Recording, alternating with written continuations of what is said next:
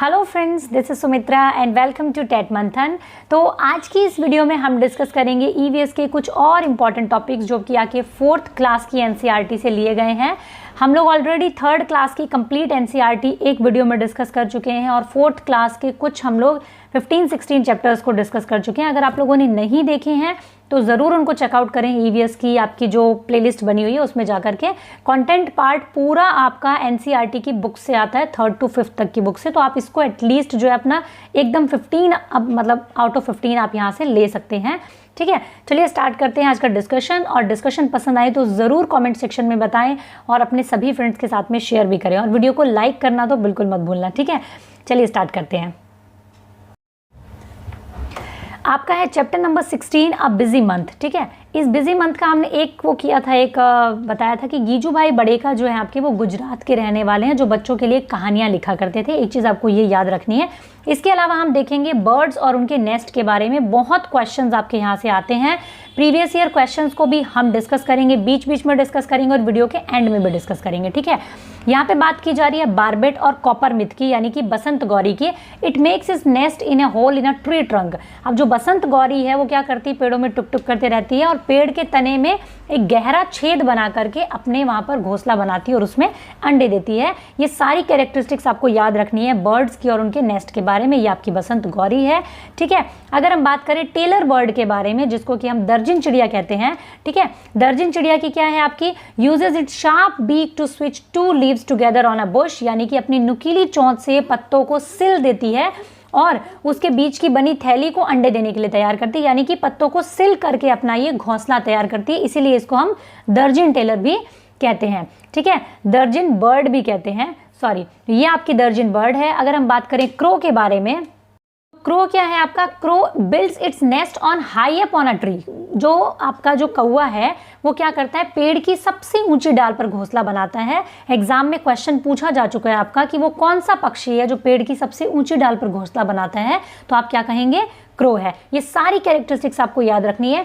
सन bird क्या है, make a nest that Hanks from the branch of a small tree और Bush.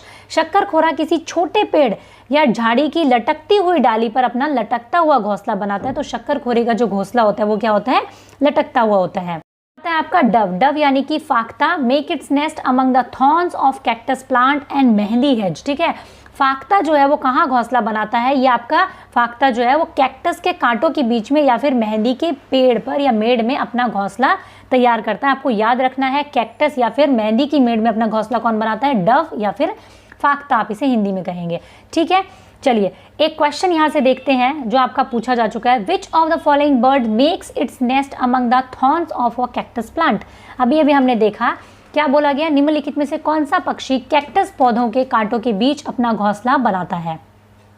Options क्या आपके सामने, weaver bird, robin bird, dove है या फिर आपका सन बर्ड है। तो अभी अभी हमने डिस्कस किया जो फाख्ता है, जो डव है, वो क्या करता है, वो कैक्टस प्लांट में या फिर मेहंदी की मेड़ में अपना घोंसला जो है वो तैयार करता है। तो इस तरीके से आपसे क्वेश्चंस पुट किए जाते हैं, इसलिए आपको थोड़ा ध्यान से पढ़ना है सारी एनसीईआरटी को। ठीक है, मेल वीवर जो है आपके, male weaver bird makes beautifully woven nest. इस तरीके से मेल वीवर जो होता है बड़े ही ब्यूटीफुली नेस्ट को बुनते हैं। The female looks at all the nest and choose the one that she likes the best and decide in which to lay her eggs.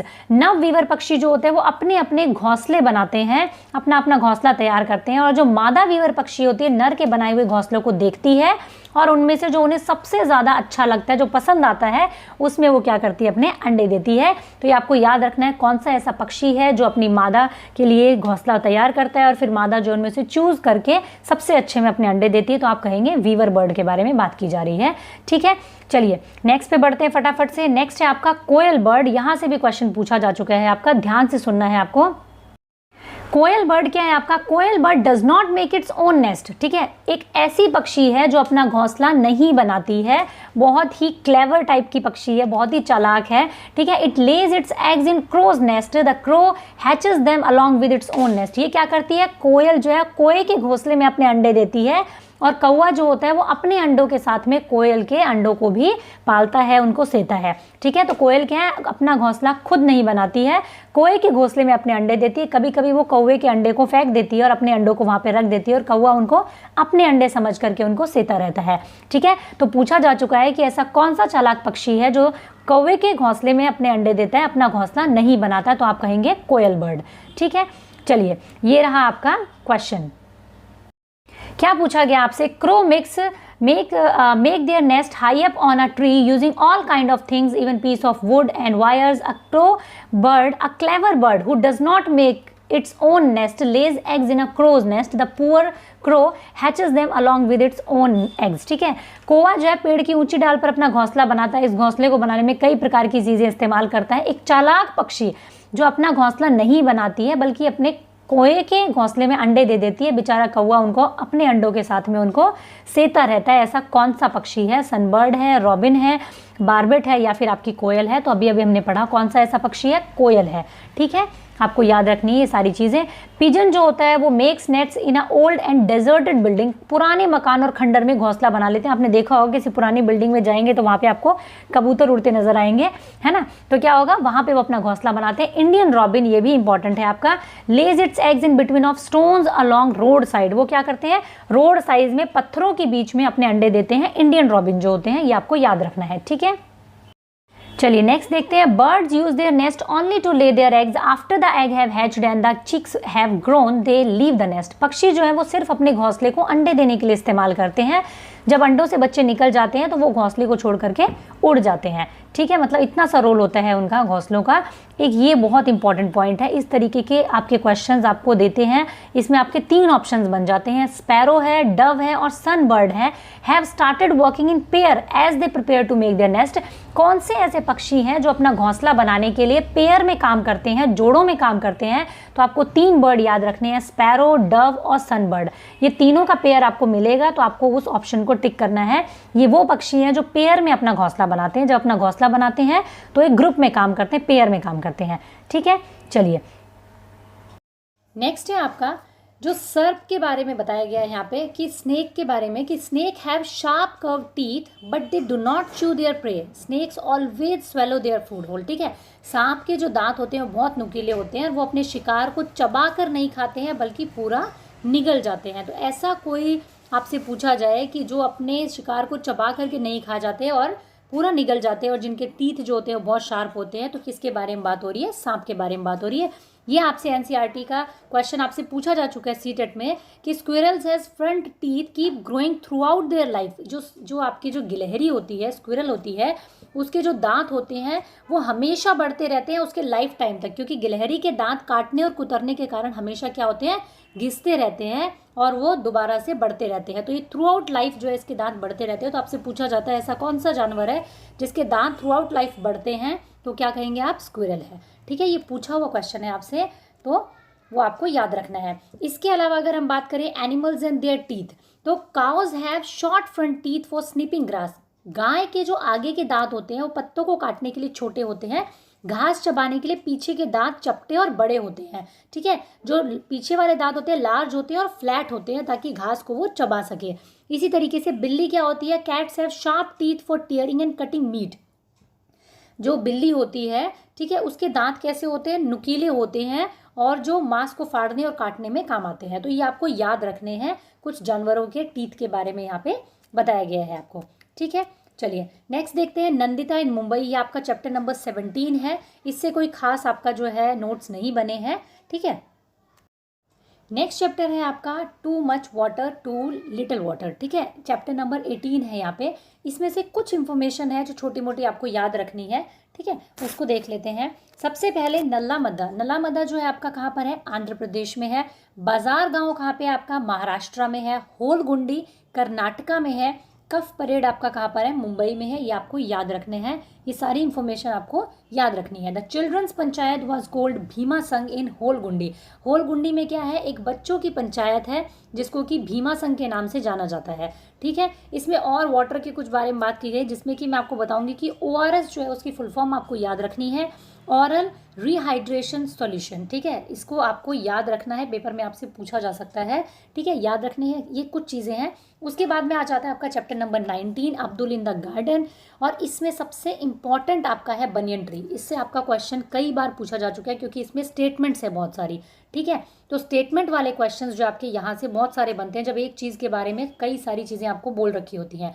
About banyan tree, what look like the hanging branches are actually the roots of the tree. बरगद के पेड़ की जो branches होती है, जो लटकते हुए आपको दिखती है, वो एक्चुअल में क्या होती है, उसकी जड़ें होती है, ठीक है। नेक्स्ट है आपका the grow down from the branches until they reach the ground. वे टहनियों से निकलती हैं और बढ़ते बढ़ते जमीन के अंदर तक पहुंच जाती है, इतनी ज़्यादा उसकी गहरी जो होती है वो जड़ें होती है बनियन ट्री की, ठीक है।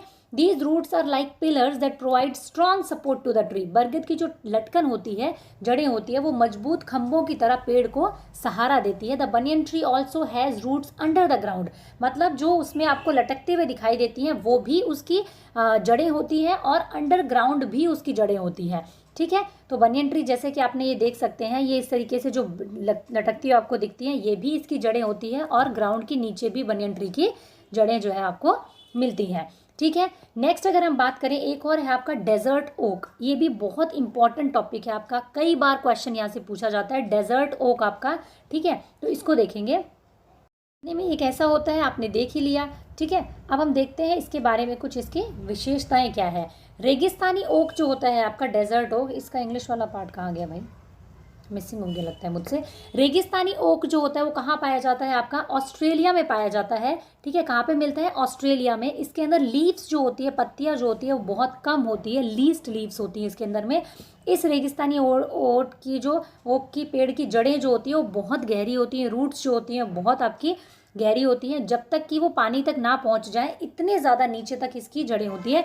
रेगिस्तानी ओक की जड़ें जो है ज़मीन में इतनी अंदर जाती है, जहां उनको पानी ना मिल जाए तब तक वो नीचे तक जाती है। रेगिस्तानी ओक पेड़ के तने में पानी जमा होता रहता है। ये जो रेगिस्तानी ओक है, इसका जो तना है उसके अंदर में पानी जो है वो जमा होता रहता है, और जब इस इलाके में पानी की कमी होती है तो वहाँ के लोग जो हैं वो क्या करते हैं, वहाँ के लोग इसके तने के अंदर पतला पाइप डाल करके वहाँ पे पानी निकाल लेते हैं। तो ये चीज़ें आपको इसके बारे में सारी याद रखनी है रेगिस्तानी ओक के बारे में। अगर इसकी लंबाई चौड़ाई के बारे में बात करें तो एक आपके पूरे क्लासरूम के जितना जो है ये लंबा होता है। 3 पेड़ अगर आप इस तरीके से लिटा दें, उतना ज़्यादा क्या होता है, ये इसकी लंबाई रहती है, ठीक है। तो ये इसके बारे में कुछ चीज़ें हैं, और इससे आपका पूछा गया एक क्वेश्चन भी हम डिस्कस करेंगे। Select the correct statement about desert oak, ठीक है। डेजर्ट ओक के बारे में करेक्ट स्टेटमेंट आपको बताना है। फरवरी 2014 में पूछा गया, उसके बाद में पता नहीं कितनी बार पूछा जा चुका क्वेश्चन है ये। This is it is a tree found in Australia, बिल्कुल ठीक बात है, अभी अभी हमने पढ़ा कि ऑस्ट्रेलिया में मिलता है ये, ठीक बात है। This is special kind of tree which has its roots growing from its branches, ठीक है। चलिए, the root of tree go deep into the water till they reach water, बिल्कुल ठीक बात है, इसकी रूट्स नीचे धरती में तब तक जाती है जब तक उनको पानी नहीं मिल जाता। This tree store water in its trunk, देखो यहाँ पे क्या है, ट्रंक में ये वाटर को स्टोर करता है, ये बात भी ठीक है। यहाँ पे एक ये जो विशेषता मिक्स कर दी इन्होंने बनियन ट्री की, जो कि डेजर्ट ओक की नहीं है, बनियन ट्री की है। तो आपको कंफ्यूज नहीं होना है, फर्स्ट, थर्ड और फोर्थ जहाँ पर भी है वो हमारा ऑप्शन ठीक होगा। बी नंबर ऑप्शन है, फर्स्ट, थर्ड और फोर्थ जो है बी में है आपका, तो आपका राइट आंसर क्या रहेगा, बी रहेगा। इसी तरीके से आपको दे दिया जाएगा बनियन ट्री के बारे में कुछ स्टेटमेंट, और उसके अंदर एक स्टेटमेंट बीच में डाल देंगे डेजर्ट ओक के बारे में। तो आपको ये सारी स्टेटमेंट्स को बहुत अच्छे से करके जाना है, ठीक है। चलिए, यही फ़र्क होता है जो बच्चे वीडियोस देखने के बाद में भी, पढ़ने के बाद में भी सिलेक्शन नहीं ले पाते। क्यों? क्योंकि वो उस चीज़ को ध्यान से समझते नहीं है। सिर्फ क्या करेंगे, स्क्रीनशॉट लेकर के छोड़ देंगे, सिर्फ क्या करेंगे, आप सुन करके छोड़ देंगे। ऐसा नहीं करना है, बहुत ध्यान से आपको हर एक स्टेटमेंट को याद भी रखना है। चैप्टर नंबर 20 है आपका ईटिंग टुगेदर का। Bihu festival in celebrated in Assam, Bihu जो है आपका कहाँ मनाया जाता है, असम में मनाया जाता है। सीधा सीधा क्वेश्चन पूछा जाता है आपसे, बिहू जो है वो कहाँ सेलिब्रेट होता है, तो असम में सेलिब्रेट होता है। 1 नंबर का क्वेश्चन बनता है आपका यहाँ से फाइनल एकदम। चलिए, अब कुछ चीज़ें और देख लेते हैं बिहू के बारे में। Magh Bihu is celebrated on 14th and 15th of January. इसको हम कहते हैं फर्स्ट एंड सेकेंड माह of 10th month of Assamese calendar. Assamese calendar के हिसाब से क्या है, 10th मंथ में, ठीक है। और अगर हम बात करें वैसे तो 14 और 15 ऑफ जनवरी को ये मनाया जाता है। Bihu is celebrated on the occasion of new rice crop harvested, यानी कि बिहू का त्यौहार असम में चावल की नई फसल के कटने पर मनाया जाता है। ये आपको याद रखना है।